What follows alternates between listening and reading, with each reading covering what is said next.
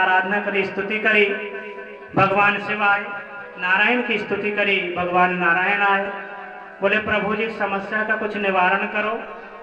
तब भगवान नारायण ने शिव जी को समझाया कि प्रभु आपसे हाथ जोड़ करके प्रार्थना है कि अब इसने अमर कथा सुन ली है, अब ये मर तो सकता नहीं है। इसने आप ही की बात है, मैं कुछ नहीं कह रहा हूं, अब आप समझ लो क्या करना है कि इसने अमर कथा सुन ली, अब ये मर तो सकता नहीं, आप निर्णय कर लो क्या करना है। अब तब भगवान को समझ में आया कि वास्तव में बात तो सही है कि अमर कथा सुन ली, अब ये मर तो सकता नहीं है। और वही तोते का बच्चा श्री सुखदेव जी महाराज के रूप में वहां पर प्रकट हुआ। और जैसे ही श्री सुखदेव जी महाराज का जन्म हुआ, उन्होंने जो मां के पेट से जो नाल जुड़ी होती है उसको किसी से नहीं, खुद ने काटा और अपने कंधे पर लटका करके, और देखा भी नहीं उधर, और चल दिए जंगल की ओर। एक पिता के घर जब संतान का जन्म होता कितनी खुशी मनाई जाती है। आज व्यास जी महाराज को संतान देख करके खुशी तो हुई, लेकिन उसको जाते हुए देख करके कितना दुख हुआ। एक ही तो मुश्किल से संतान हुई थी और वो भी जन्म लेते ही जंगल की ओर चल गई, वैराग्य धारण कर लिया। बोले मैं संसार के चक्कर में नहीं पड़ना चाहता हूं, क्योंकि उन्होंने अमर कथा सुन ली थी, इसलिए उनका ज्ञान जागृत हो गया था। बोले अब मैं इस संसार के चक्कर में नहीं पड़ूंगा। व्यास जी महाराज पीछे पीछे जा रहे हैं, चिल्ला रहे हैं बेटा बेटा बेटा रुक जाओ रुक जाओ। सुखदेव जी महाराज ने पीछे पलट कर नहीं देखा। जब वो पीछे पलट कर नहीं देखा तो सुखदेव जी की तरफ से पेड़ों ने उत्तर दिया कि आप घबराएं ना, आप भगवान नारायण का ध्यान करें और वही इनको वापस लौटा सकते हैं।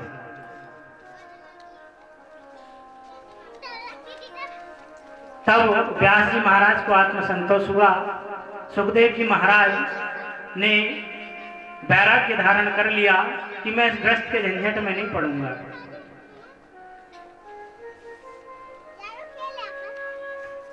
बोले सुखदेव जी महाराज की, बोले सच्चिदानंद भगवान की। इस प्रकार श्री सुखदेव जी महाराज का जन्म होता है। और यही सुखदेव जी महाराज राजा परीक्षित को कथा सुनाते हैं, जो कथा हम आज श्रवण कर रहे हैं। कथा के नियम हैं। एक बार ये कथा हमें क्यों सुननी चाहिए भाई, प्रमाण तो हो हमारे पास कि कथा हम क्यों सुने। 4 वेद 6 शास्त्र 18 पुराण में एक भागवत भी है, और इसको 5वां वेद कहा गया है। एक बार जो है ब्रह्मा जी को संदेह हो गया कि ये भागवत की इतनी महिमा क्यों गाई जाती है, इसको इतना लोग क्यों पूजते हैं। तो ब्रह्मा जी ने अपने सत्यलोक में एक तराजू टांगी और वहां पर एक पड़ले पर भागवत को रखा और एक पड़ले पर सारे वेद पुराण उपनिषद रख दिए, लेकिन फिर भी भागवत का पड़ला भारी था। क्यों? क्योंकि भक्ति ज्ञान वैराग्य, तो ये भागवत हमें भक्ति सिखाती है, ज्ञान सिखाती है, वैराग्य सिखाती है। और जहां भक्ति होती है, जहां ज्ञान होता है, भक्ति और ज्ञान के संयोग से ही वैराग्य होता है। और जहां वैराग्य हो जाता है तो इंसान को मुक्ति मिल जाती है। इसीलिए इस भागवत की इतनी महिमा है। भक्ति, ज्ञान और वैराग्य, इन 3 चीजों का इसमें समन्वय किया गया है। और इसी कारण ब्रह्मा जी को भी मानना पड़ा कि नहीं वास्तव में, और इसीलिए उसी समय से इसको 5वां वेद बना दिया। इसलिए आरती में क्या गाते हैं, पंचम वेद निराला, ये 5वां वेद माना गया है।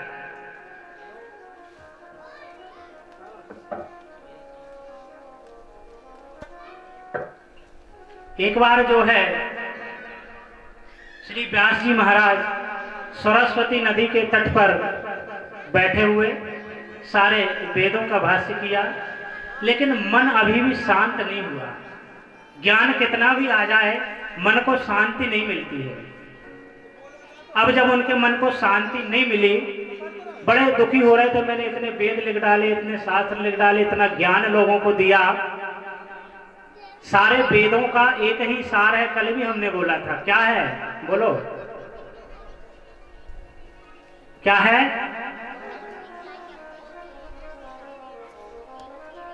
यदि आप किसी को दुख दोगे तो दुख मिलेगा, सुख दोगे तो सुख मिले। हर वेद पुराण यही बताता है। सारे वेदों का यदि सार निकाला, निचोड़ा जाए उनको, तो यही सार निकलता है कि जो जैसा करता है, यदि आप सुख दोगे तो आपको सुख मिलेगा, आप दुख दोगे तो दुख मिलेगा। यही वेद का सार है। व्यास जी महाराज ने सारे वेद लिख डाले, लेकिन मन में अभी भी शांति नहीं थी। हमारे भी मन में शांति नहीं है। कितनी कथा सुन ली, पुराण सुन ले, कितनी बार सुन लिए, शांत मन नहीं हुआ। अचानक से वहां पर नारद जी का आगमन हो जाता है। श्रीमन नारायण नारायण नारायण, श्रीमन नारायण नारायण नारायण, श्रीमन नारायण नारायण नारायण,